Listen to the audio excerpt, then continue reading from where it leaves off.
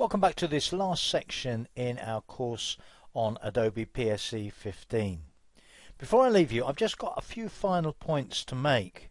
One of them is that although we've covered a lot of PSE 15, it's a big product and there are quite a few topics that we didn't cover. Those that we did, I've generally tried to cover in quite a bit of detail, but even then, in some cases, I've had to leave quite a bit of detail out just to try to make sure that the course isn't too long. In terms of the things that we haven't covered, I'd just like to highlight a few of the most important ones and refer you to the Adobe Help, the 2 Adobe PDFs, which generally I think are really good and helpful documents, even though sometimes maybe they could do with being updated a little bit more carefully. And also, of course, to the Adobe forums, where you can look at other people's problems, maybe even record your own problems and get help with solving them. So there's plenty of sources of information on the topics we have covered and of course on many of the topics that we haven't covered as well. But let's just look at one or two of those key topics that you may want to look into further. One of the things that I pointed out during the course is that there are so many guided edits now that it would take a very long time to demonstrate all of them. And I've not demonstrated, for instance, anything in the photo merge section. If you are looking at doing panorama photo merging, putting images together, maybe a couple of people from one image and a couple of people from another, and removing objects from pictures as well, then these photo merge guided edits are a really good place to start to get ideas. As I did point out during the course, one of the great things about guided edits is that sometimes if you do one and particularly look at the layers resulting from that, it can give you some really good ideas on how you can achieve similar effects in expert mode, where you can customize and tailor what you're doing much more to your specific requirements. So I really do think working through the guided edits, if you can find the time, is an excellent way to improve your skills and knowledge. And apart from those photo merge guided edits, I particularly refer you to fun edits such as the out of bounds edit.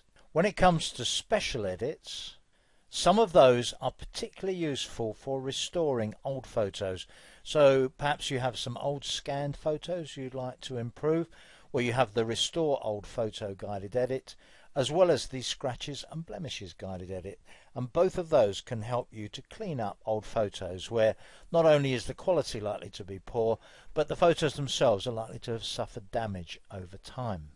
Possibly the biggest single topic that I don't cover on this course is camera raw.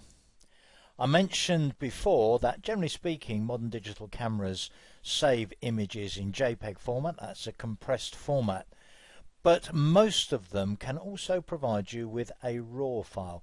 This is one that has had no processing or compression performed on it, and it's literally the individual pixels of the picture available to you to work in their most raw form.